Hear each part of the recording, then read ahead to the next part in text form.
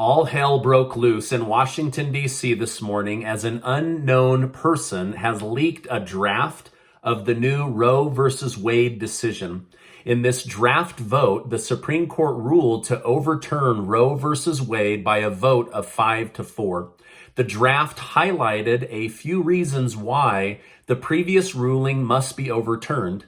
The draft states that the Constitution makes no reference to abortion, and no such right is implicitly protected by a constitutional provision, and that Roe was egregiously wrong from the start. The draft further stated that this is not the first time the Supreme Court has overturned important constitutional decisions, and even argued that this practice helps keep the original Constitution alive. It stated that if major decisions like this were not overturned, then America would eventually become unrecognizable and a different country. As of right now, this is a draft, and Roe versus Wade has not been overturned. Let me go into greater detail. Following the shocking news, both sides of political spectrum began to make their voices heard. People on the left viewed this leaked information as a chance to change the decision before the decision was too late. But on the right side, people saw it as an attack on integrity, with some pushing heavily for the leaker to be found and punished to the full extent of the law. However, if the left is successful in influencing a change in the decision, some argue that this could cause a large amount of mistrust to emerge in regards to the Supreme Court. Within the very words inside the draft, it stated that even if we could foresee what will happen, we would have no authority to let that knowledge influence our decision. We can only do our job, which is to interpret the law. So, will the political pressure influence the final decision of the Supreme Court, or will they move forward fearlessly with this decision? Let me know your thoughts in the comments. This is a heavily charged topic. Some see this as a huge blow to women's rights, while others see this as a huge win for unborn children.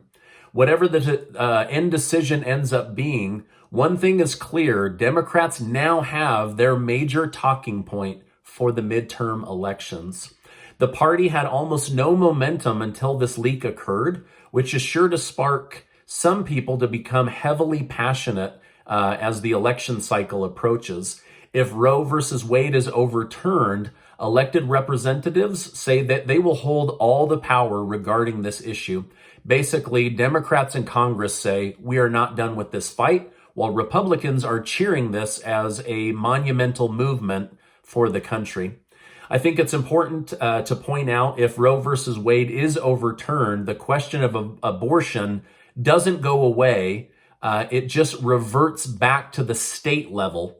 So it's not like this goes away. Each state would then make their own rules. Now, the state of California has already responded by saying that they will fight with everything they have to keep their state a sanctuary state when it comes to abortions. The company Amazon also announced that they will pay to cover the cost of employees that want to travel to another state in order to have an abortion. The Supreme Court has already announced that there will be an investigation into who leaked the documents, and they will be held accountable for the leak. As of right now, only 45 people have access to this. 36 law clerks and the 9 justices themselves. It's very unlikely that a Supreme Court justice leaked this. It's more likely that this was a left-leaning law clerk that wanted to disrupt the outcome of this. Never in 200 years has a Supreme Court ruling been leaked to the public previously. Many Democrats are now saying that this is Republicans being racist, and their next move will be to block interracial marriages. I don't know. I'm just telling you guys what is being said.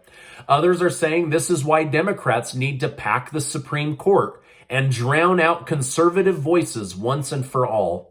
Senator Bernie Sanders is now launching an Abortion for All initiative to make abortion legally protected on a federal level, not on a state-by-state level.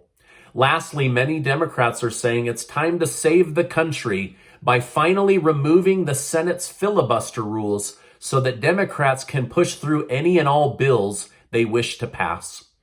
President Biden responded by calling abortion a fundamental right for women and encouraged voters to elect officials this November that could potentially stop the overturning of Roe versus Wade.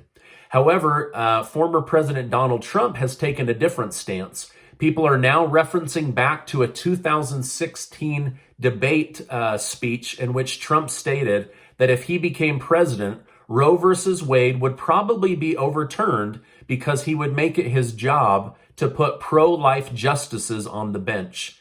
It appears that this may now be happening, and it's going to have major public opinion from both sides. I'm predicting that there's probably going to be lots of rioting and picketing. There's already been fights from pro-choice and pro-life on the court steps at the Supreme Court. If Roe versus Wade is overturned, this may give Trump something to brag about if he decides to run in 2024. And this could be a major success point for those that could offset some negative views about him. Right now, it was also revealed that about 52% of Americans believe that he played a part in the January 6th Capitol breach. This means that Trump has a lot to overcome if he decides to run again. Also, Joe Biden has a lot to overcome with high inflation and the economy if he decides to run again. So 2022 and 2024 are likely to be huge election cycles, even bigger than 2020. Republican Senator Rand Paul announced today that if Republicans take back Congress, he will personally lead the charge on uncovering the true origins of COVID. He said right now there is a lot of money that doesn't want the truth to come out. Donald Trump recently agreed to pay $750,000 to resolve a lawsuit in which his committee was accused of overpaying for events at hotels that he owned. The Attorney General stated that this should serve as a warning to all that violate Washington, D.C. nonprofit law. Trump called the situation another witch hunt and made it clear he's paying the settlement, but he did not admit guilt or liability. It was revealed today that 4.5 million Americans quit their job in the month of March, breaking a new record.